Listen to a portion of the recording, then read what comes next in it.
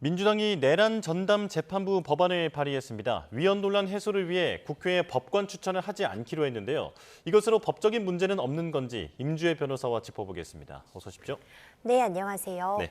자, 3대 특검 사건을 심리할 전담 재판부 설치 법안 어제 민주당이 발의했습니다. 일단 내용부터 정리해 주실까요? 그렇습니다. 이 전담 재판부를 설치하겠다는 부분은요. 지금 진행되고 있는 특검 3가지, 그러니까 내란 특검, 김건희 특검, 그리고 최상병 특검, 이 3개의 별도의 이 특검에서 수사하고 있는 사안에 대해서 재판을 진행할 전담 재판부를 구성하겠다는 내용을 담고 있습니다. 그러니까 3개의 전담 재판부가 새로 생기는 것을 내용으로 하고요. 이번에 그 법안에 담겨 있는 내용으로는 이 전담 재판부를 담당할 법관을 어떻게 구성할지, 그리고 이 전담 재판부에서 진행되는 재판의 공개, 녹화에 관한 사항에 대한 부분도 담겨 있고, 또 눈길을 끄는 점은 이 해당 재판부에서 담당한 이 재판이 최종적으로 이제 유죄로 확정 판결을 받게 되면은 사면권의 대상에 들지 않는 것으로, 사면 복권될 수 없는 것으로 구성하고 있는 그런 내용들이 크게 지금 눈에 띄고 있습니다. 여기 또 보면 판결문에 그 판사의 전원의 의견을 또 담도록 되어 있죠. 그렇죠. 이 부분도 좀 눈길을 끄는데요. 결국 이 판사가 결국 최종적인 결론을 내는 것은 판결문을 통해서 본인의 생각, 그리고 결론을 담는 것인데, 그것을 이름과 함께 공개하는 내용도 함께 담고 있습니다. 네. 자, 여기서 가장 문제가 됐던 게 위헌 논란이었는데요. 그러니까 삼권 분립이 되어 있는 상황에서 입법부가 사법부에 대해서 과도하게 개입하는 게 아니냐라고 하는 논란이 있었습니다. 자, 이 논란을 피하려고 국회 추천 몫을 법무부로 지금 바꾼 상황인데 이 부분으로 위헌 논란을 좀 피할 수 있을까요?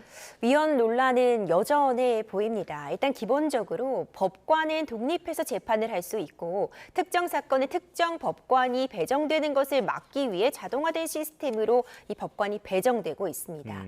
이것은 우리 헌법에도 분명하게 사법부는 독립하여 구성하여 있다라는 부분이 명시가 되어 있는 것인데, 예. 지금 가장 문제가 되고 있는 것은 이 후보 추천위원회의 구성입니다. 이 전담 재판부를 구성할 때 지금 안에 따르면 법무부에서 1명, 법원 판사회의에서 4명, 대한변호사협회에서 4명을 추천하고, 이 인원이 최종적으로 대법관의 임명을 받아서 전담 재판부를 재판을 담당하는 것으로 되어 있는데, 당초에는 국회 추천목이 있었습니다.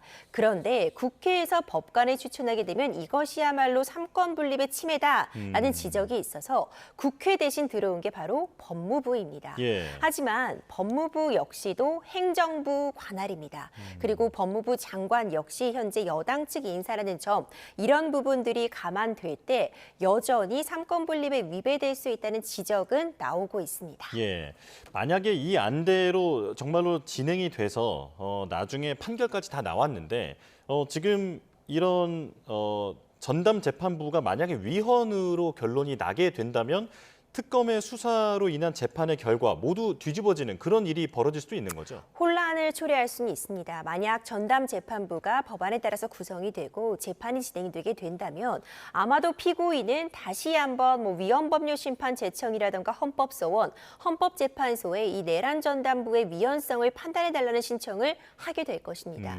그렇다면 다시 또 최종적인 공은 헌법재판소에 넘어갈 수도 있는 사안인데, 시간이 상당 부분 소요될 수 있을 것으로 보이고요. 예. 이전과는 다른 사법부의 독립 자체가 좀 문제가 되고 있는 만큼 굉장히 격렬한 논쟁의 대상이 될 수 있는 사안으로 보입니다. 앞서 살펴봤던 그 위헌성 소지 중에서 법무부에서 인원을 추천하는 것 이제 외에도 이 추천된 인원의 그 수가 1배수로 지금 적정이 되어 있고요. 예. 그렇다면 대법관은 어떤 선택의 여지 없이 곧바로 임명을 하는 그런 절차를 거치게 되는데, 이 역시도 어떤 사법부의 독립을 훼손하는 게 아니냐는 지적이 나오고 있어서 이런 부분들이 위헌성 논란으로 계속해서 문제가 될 여지는 있습니다. 예. 자, 그리고 만약 이 법안이 통과돼서 실시가 된다면 지금 이미 심리가 상당 부분 진행되어 있는 내란 재판도 이 새로 구성되는 재판부로 넘어가게 되는 겁니까? 그렇습니다. 현행 안대로 통과가 되게 된다면 지금 이제 지기현 판사가 이끌고 있는 이 내란죄의 형사 재판 같은 경우에는 상당 부분 공판이 이미 진행되었는데 그렇다면 재판부가 교체된다고 이해할 수 있습니다. 지금까지 진행된 부분을 사실상 이제 변론 갱신 등의 절차를 통해서 이어받는 그런 수순은 거칠 수 있겠지만 더 이상 이제 형사 25부가 아닌 새로운 내란 전담 재판부에서 사건을 넘겨받아 나머지 재판을 수행하게 됩니다. 예. 자, 이렇게 여당의 압박이 계속되고 있는 가운데 사법부도 일단은 자체 해결책을 내놓았거든요. 내용을 보면 내란 사건 재판부에 판사 한 명을 추가로 늘리고 그리고 사건 배당을 좀 조율하는 방식으로 재판부의 부담을 줄여주기로 했습니다. 이대로 실시가 된다면 재판 속도는 좀 빨라질까요? 그렇습니다. 지금 형사 25부에 판사 한 명이 추가로 투입되었다는 얘기가 나오고 있는데요. 이 해당 판사는 사실상 형사 25부에서 담당하고 있는 다른 사건을 전담하게 함으로써 지금 내란죄 형사재판을 담당하고 있는 재판부의 부담을 줄여주겠다라는 취지로 읽혀집니다. 이제 일각에서는 이 내란죄와 관련해서 굉장히 많은 재판이 진행돼야 되는데 그 속도가 너무 더디다라는 지적이 있기 때문에 이런 부분을 일부 해결하고자 새로운 판사 인력을 투입하고 다른 사건을 좀 담당하게 함으로써 상대적으로 이 내란 재판부의 업무의 부담을 줄여주겠다는 의지로 읽혀지는데요. 지금 내란 재판부에서도 현재 12월까지는 이 재판을 마무리하겠다라는 입장을 밝히고 있는데 벌써 지금 9월입니다. 시간이 많이 남은 걸로는 보이지 않지만 신속한 재판 그리고 정확한 재판을 위해서 속도도 내고 정확성도 기하겠다는 그런 의지로 읽혀집니다. 이제 이런 입장을 편 건 지금 굉장히 국회 측에서 강공을 하면서 다른 재판부를 꾸려가겠다라는 의지를 다지고 있기 때문에 일단 현재 형사 25부에서도 신속한 재판이 충분히 가능하다는 부분을 보여주기 위한 조치라고 평가가 됩니다. 네. 근데 궁금한 게 이건 그 사법부의 결정만으로 지금 이런 조치가 모두 이루어질 수 있는 겁니까? 지금 한 명을 추가하고 이런 부분들은 사실 인사와 관련된 부분이기 때문에요. 예. 충분히 가능한 조치라고 보여지고요. 예. 다만 이제 내란 전담을 하는 그런 재판부를 구성하는 건 현행법 체계 하에서는 불가능한 일이기 때문에 지금 법안이 새로 만든 것이고 그런데 그 법안이 위헌 소지가 있는지 그래서 헌법에 위배되는 부분이 있는지를 살펴보기 위해서 새롭게 법안이 마련된 것이다라고 볼 수 있습니다. 예. 자, 국민의힘 얘기로 넘어가겠습니다. 지금 김건희 특검이 당원 명부 확인을 위한 세 번째 압수수색을 진행을 했는데요.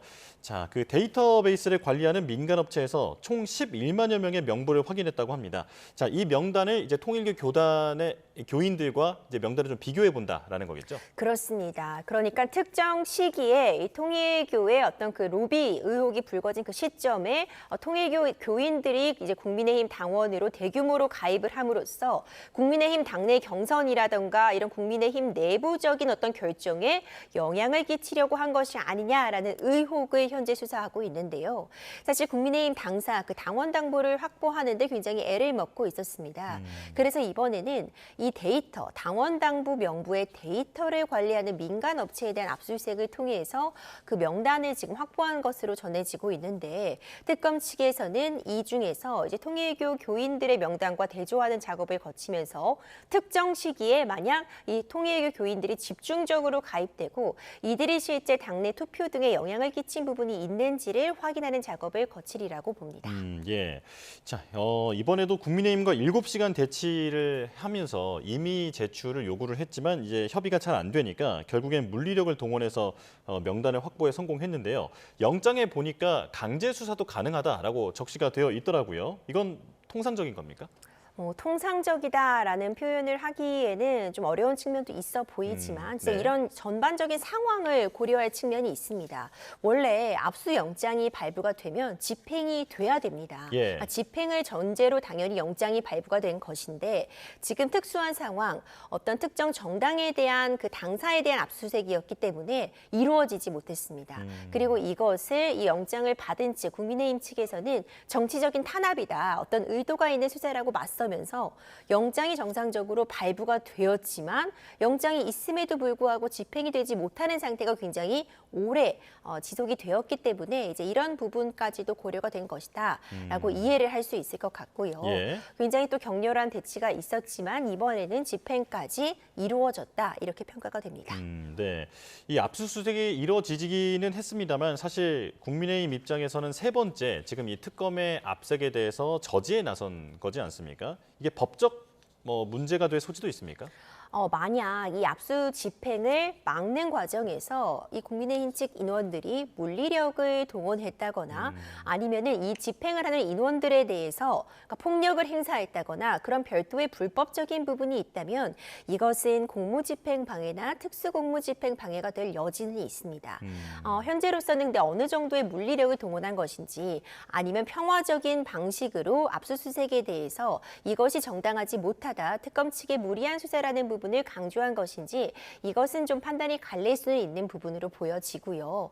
별도로 만약 범죄로 구성될 만한 행위가 있었다면 처벌이 가능하겠지만 그런 수준에는 미치지 못했다고 한다면 이것은 정치적인 탄압이라는 부분을 강조하기 위한 행동이었다라는 부분으로 방어는 가능할 수 있습니다. 네. 자, 국민의힘은 영장 집행 범위에 신규 가입한 통일교회 교인이 3,500명 정도다라고 얘기를 하고 있습니다. 그런데 이 명수가 만약 동원했다는 당원의 규모가 좀 달라지는 것이 지금 이 문제에서 어떤 영향을 주게 되는 겁니까? 그렇습니다. 지금 국민의힘 측에서 이야기를 하고 있는 부분은 이 전 시점 국민의힘 당원으로 가입한 전체 통일교 교인을 지금 확인하는 것이 아니라 지금 쟁점이 되고 있는 특검이 들여다보고 있는 특정 시기에 새로 가입한 그 교인들의 명수로 보자면은 3,500명 정도다라고 이야기를 하고 있는 것으로 보입니다. 근데 이것에 대한 판단은 사실 최종적으로는 법원에서 사법부에서 판단을 할 수 있을 것 같은데 이 3,500명이라는 숫자가 어느 정도 기간 내에 신규 가입이 된 것인지 이들이 과연 자발적인 의사에 따라서 국민의힘을 지지하고 당원으로 활동을 하자는 의지를 갖고서 가입한 것인지 아니면 특정 교단의 어떤 강요에 의해서 압박에 의해서 이름만 빌려준 것에 불과한 것인지 이런 부분들을 특검 측이 좀 수사의 대상으로 삼는 것 같고요. 실제로 이들이 투표에 참여했는지 여부, 투표에 참여할 때 자유로운 의사가 아니라 특정인을 지지하라고 지시받은 바가 있는지 단순히 특정 교인이 특정 시점에 이 정도 인원이 가입했다는 것만으로는 어떤 범죄 혐의점이 입증됐다고 보기 어렵지만 추가적으로 특검 수사를 통해서 이들이 어떤 강요나 강압에 의해 가입된 것인지 그래서 특정인을 투표에서 지지하도록 지시받았는지가 쟁점이 되리라고 봅니다. 예. 그렇다면 만약 교단에 압박이 있어서 실제로 가입을 한 그 교인들이 많이 있다라고 만약에 본다면 나중에 수사 과정에서 이 교인들이 압박을 실제로는 받았긴 했습니다만 자발적인 가입이었다라고 만약에 주장을 하게 된다면 특검 입장에서는 상당히 곤혹스러울 것 같은데요. 그렇죠. 압박이 있었는지 여부에 대한 입증은 쉽지 않을 수는 있습니다. 예. 다만 이렇게 많은 인원들이 가입이 됐다면 그리고 그 가입이 자발적이지 않았다면 어떤 형태로든 뭐 문자나 공문이나 어떤 지시사항이 전달되는 통로는 있었으리라고 봅니다. 아마도 특검 측도 이제 그런 부분들을 확인하기 위해 전방위적인 압수수색 그리고 통일교에 대한 수사를 이어가고 있으리라고 보고요. 예. 하지만 언급해 주신 것처럼 그런 강압적인 부분이 있었는지가 그런 물리적인 증거가 없다면 그것은 어디까지나 내심의 의사, 내가 강압을 느꼈는지 여부에 대한 입증은 쉽지 않을 수도 있습니다. 예. 그리고 또 이어서 하나 여쭤보면 만약 이게 사실로 드러난다면 정치 관련되어 있는 어떤 그 법의 위반뿐만 아니라 교인들을 어떤 정당에 강제로 가입하게 한 것 아니겠습니까? 그럼 이 교인들에 대해서도 어떤 잘못이 있다라고 인정받을 수 있을 것 같은데요. 경우에 따라서는 의무 없는 일을 강요하게 했다거나 그에 예. 따라서 강요된 헌금과 같은 부분들이 있었는지도 수사 대상이 되겠지만 현재로서는 단순한 의혹 제기에 불과한 상황이고요. 수사 과정에서 이런 부분은 좀 더 면밀하게 밝혀질 수 있으리라고 보고 이 종교 단체에 대한 수사는 쉽지 않습니다. 있습니다. 이것이 또 종교 탄압과도 연결될 수 있는 부분이기 때문에 특검 측도 그런 부분들을 유의하면서 지금 수사를 전방위적으로 진행하고 있으리라고 봅니다. 예. 자, 그리고 한학자 총재가 특검 조사받은 지 하루 만에 이제 구속영장 청구가 됐습니다. 22일에 구속 심사가 열리는데 양측은 어떤 논리를 가지고 나올까요? 아마도 한학자 총재가 이미 출석을 하기 전부터 특검 측에서는 구속영장 청구를 염두에 두고 있었던 것으로 보입니다. 네. 9시간 정도 조사를 마치고 귀가를 할 때 다음 소환 일자를 통보하지 않은 부분이 그 증거라고도 저는 여겨지는데요. 양측은 결국 지금 한학자 총재 같은 경우에는 윤영효 전 통일교 본부장이 전진법사 전성백 씨를 통해서 고가의 샤넬백이나 목걸이를 김건희 여사에게 전달한 것은 윤영효 전 본부장의 개인적인 일탈이고 통일교 자체 측에서 관여한 바가 없다는 주장을 구속영장 실질심사에서 보다 강화하리라고 봅니다. 그렇기 때문에 윤영효 전 본부장이 더 이상 교단 일을 하지 않았고 이에 대해서 별도의 형사고소도 진행했다라는 논리를 펴면서 통일교와의 어떤 그 연결고리를 끊어내려는 그런 주장을 하리라고 보고요. 이에 반해서 특검은 윤영효 전 본부장의 진술, 주장 등을 근거로 해서 이것은 모두 통일교 측의 승인을 받고 진행된 그런 청탁이었다라는 부분을 입증하기 위해 주력을 할 것이라고 보고 결국 이 구속영장 실질심사에서는 범죄 혐의점이 합리적인 의심을 갈 정도로 어느 정도 소명이 되었는지 그리고 특검 측이 지금 확실한 물증을 제시하고 있음에도 불구하고 모든 혐의를 부인함으로써 증거인멸의 우려가 높다고 볼 것인지 아니면 특검 측이 뚜렷한 물증 없이 이런 의혹을 제기한 것이어서 이것은 재판에서 불구속 상태로 충분히 방어권을 행사하기 위해 다퉈볼 만한 측면이 있다고 볼 것인지에 따라 결론은 달라질 수 있다고 봅니다. 예. 자, 일각에서는 지금 한학자 총재가 종교 지도자이자 고령 그리고 건강 문제도 있기 때문에 구속영장이 발부되지 않을 가능성도 있다라고 보고 있는데 변호사님께서는 어떻게 보십니까? 구속영장의 발부 여부는 가장 중요한 것이 유무죄 여부에 대해서는 추후에 재판에서 다뤄지겠지만 현재 구속의 사유가 있는지가 쟁점이 됩니다. 만약 특검 측이 확고한 물증을 갖고 있는데 모든 범죄 혐의점에 대해서 부인을 한다면 이 자체로서 추후에 구속을 하지 않으면 증거를 인멸할 우려가 높다라고 판단을 받을 수 있고 역으로 특검 측이 구체적인 물증 없이 구속영장을 청구한다면 오히려 방어권 행사를 위해서 불구속 상태에서 이 부분은 다퉈볼 여지가 있다. 정반대의 결론을 받게 되는데요. 그렇다면 이제 공은 특검 측에 넘어가 있다고 봅니다. 구속영장 실질심사는 오히려 피고인 입장에서 정말 구속이 필요한지를 재판부에서 한번 살펴보겠다라는 의미를 담고 있기 때문에 지금 제시되고 있는 그런 물증들도 있지만 그에 덧붙여서 구속영장 실질심사에서 특검 측이 얼마나 강력한 카드를 들고 나오냐에 따라 달라질 수 있다고 보고요. 김상민 전 검사가 구속됐을 때도 새롭게 제시된 문자 메시지 증거 등이 있었습니다. 그 그림을 대신 구매한 것으로 알려진 그 사업가에게 보낸 그 문자에서 김건희 여사의 그림 취향을 묻는다거나 이후에 사건이 문제되자 휴대폰을 바꾸라고 한 그런 정황들이 구속 사유가 있다, 필요성이 있다는 부분에 굉장히 결정적인 역할을 했다고 보기 때문에 이번에도 구속영장 실질심사에서 어떤 물증이 제시되는지가 매우 중요할 것 같습니다. 예.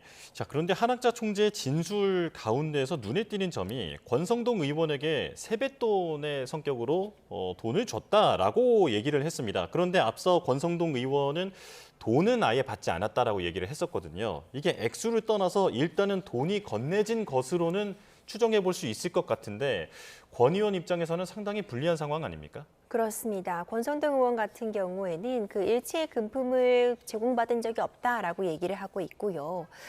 지금 한학자 총재 같은 경우에는 뭐 세뱃돈 정도의 차원이었다. 인사를 와서 그에 대해서 덕담을 하면서 건넨 일종의 용돈 같은 작은 어떤 선물에 불과했다라고 이야기를 하고 있어서 권성동 의원이 이전에 했던 이야기와는 일부 모순되는 지점이 있어 보입니다.